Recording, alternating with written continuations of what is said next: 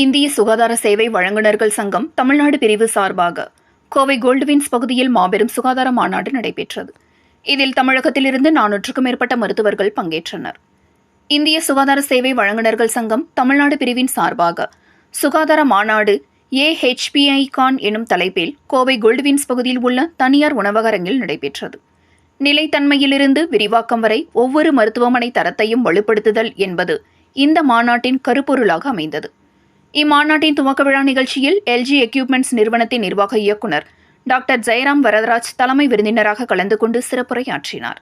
மற்றும் கங்கா மருத்துவமனையின் எழும்பியல் துறை தலைவர் டாக்டர் ராஜசேகரன், இந்திய சுகாதார சேவை வழங்குநர்கள் சங்கத்தின் இயக்குநர் ஜெனரல் டாக்டர் கிரீதர் கியானி மற்றும் இச்சங்கத்தின் நிறுவன தலைவர் டாக்டர் அலெக்சாண்டர் தாமஸ் பங்கேற்று சிறப்புரையாற்றினார்.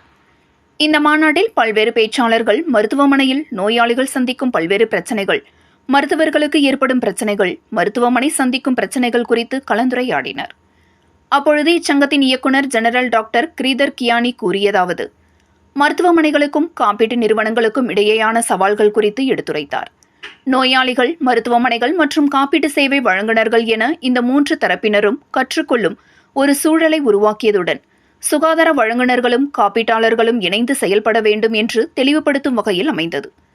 தொடர்ந்து நடைபெற்ற இம்மாநாட்டில் இச்சங்கத்தின் தமிழக பிரிவு தலைவர் டாக்டர் சதீஷ் தேவதாஸ், கங்கா மருத்துவமனையின் இயக்குநர் ராமா ராஜசேகரன், ஜெம் மருத்துவமனையின் இணை மேலாண்மை இயக்குநர் doctor Praveenraj, Kovai medical centre மற்றும் ஹாஸ்பிட்டல் நிர்வாக இயக்குநர் டாக்டர் அருண் பழனிசாமி, சேலம் கோபி மருத்துவமனையின் இயக்குநர் அசோக்குமார் என பல்வேறு மருத்துவர்கள் கலந்து கொண்டனர் என்பது குறிப்பிடத்தக்கது.